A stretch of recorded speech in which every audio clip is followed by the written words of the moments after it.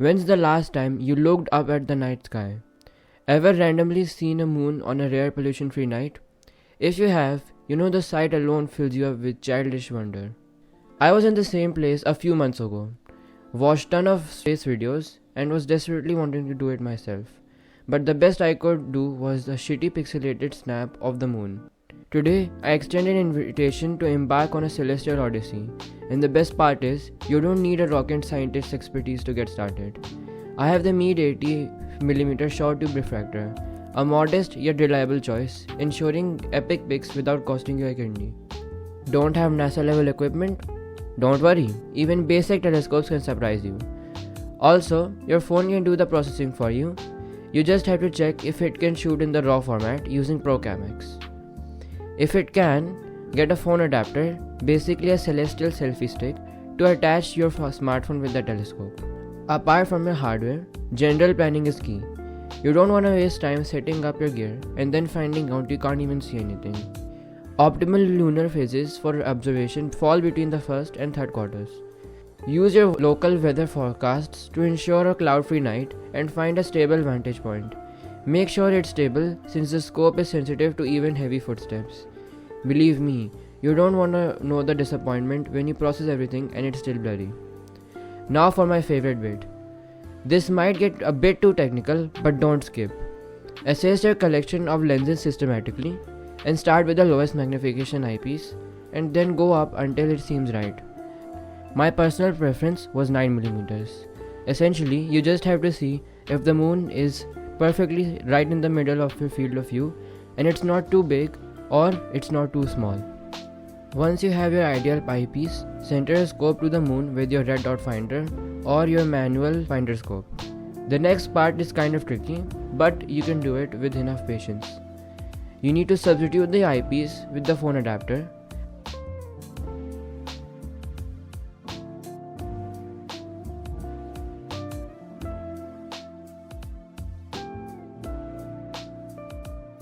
Align it and tighten the phone adapter so it doesn't slip.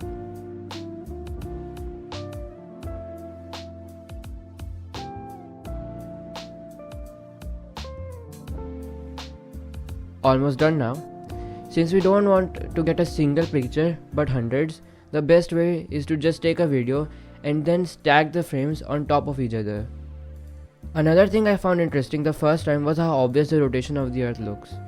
In the astrophotography club, this is called drifting. Align your frame properly, then change the settings. Now we move on to the topics such as ISO, shutter speed, etc.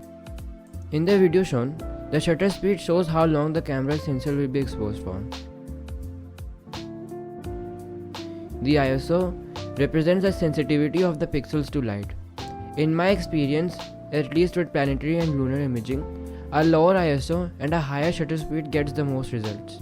You can, however, experiment with this and take a few videos and choose what's best. Make sure to focus. Believe me, you don't want a blurry mass of white pixels. To focus, zoom in on the moon and switch to manual focus. Then slide the focus to infinity and then move the slider around a bit to your liking.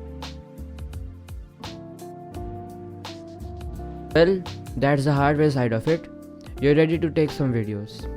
Maintain the recording, occasionally pausing when you see too much drift and make slight adjustments before continuing.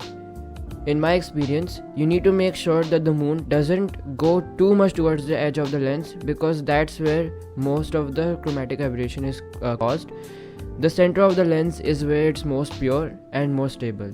The simple rule for quality is the longer you record, the more epic the final result is. Now the easiest part, sit down and relax.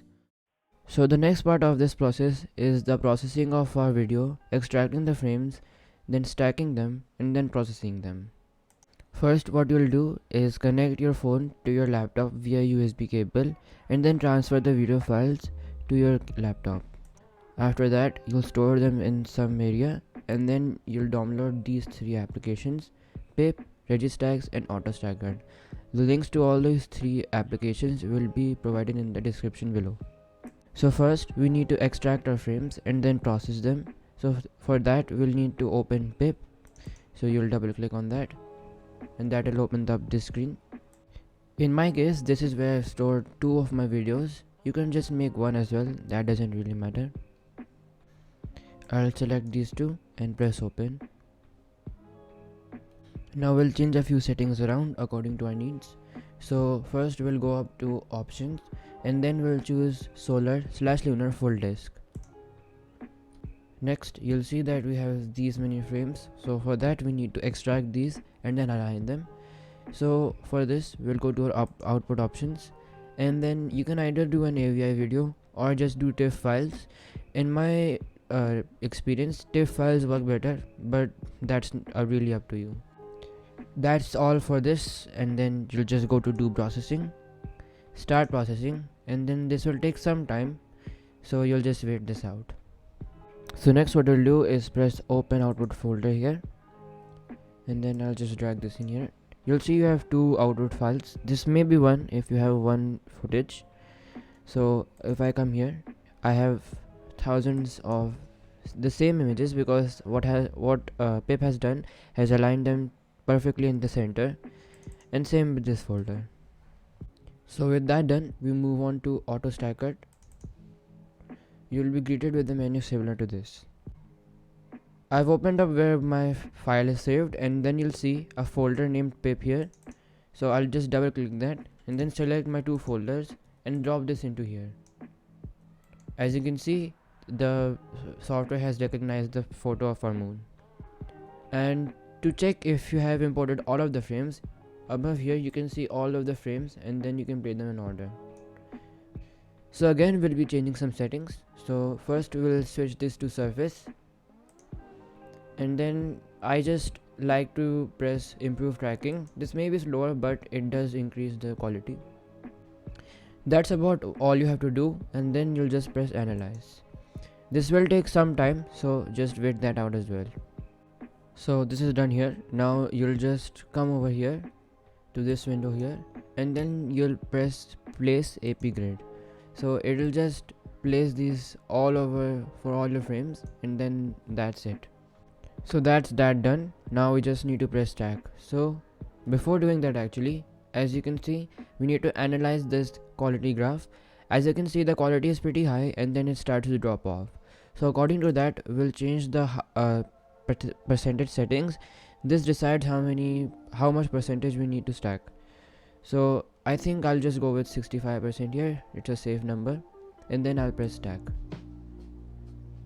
So this process has been done for me. I can now move on to the next step, which is post processing. So if I minimize this, we move on to RegiStax. So double click that. You are greeted by this menu here. What we'll do is go on to AutoStakkert here, go on to stack options, and then choose open in RegiStax, and then press resend. So now you can minimize all of this, and you can see here it's asking for stretch intensity levels. I'll just press OK to that, and as you can see, we have the moon in our view here. What you'll see over here are some layers here, so we can tweak the settings of this to bring out more detail, such as sharpness, more craters, and things like that. So I'll just move these sliders around a bit. As you can see, you don't want to go too overboard with this because it does get a bit too weird. The moon in itself is pretty beautiful, so you don't need to do much processing on it, but we need to bring out some detail. What you can also do is press view zoomed here. So here this will give you a zoomed view of the thing you're looking at, and you can press Ctrl and then you drag your mouse around and choose an area to compare.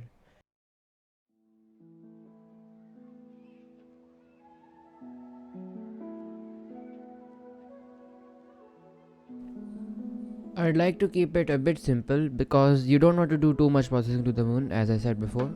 So I think I'll just keep it at this, and then what I'll do is press resize image here. You'll see a window similar to this. What you can do is choose the image size here, maintain aspect ratio, and then save image. You can save this anywhere, but I'll just save this on my desktop here, and then I'll name this moon 1 because I already have an image named moon. I'll press save, and then we're finished. So that's about it for this process. I hope you enjoyed this video, and as always, keep wandering the universe.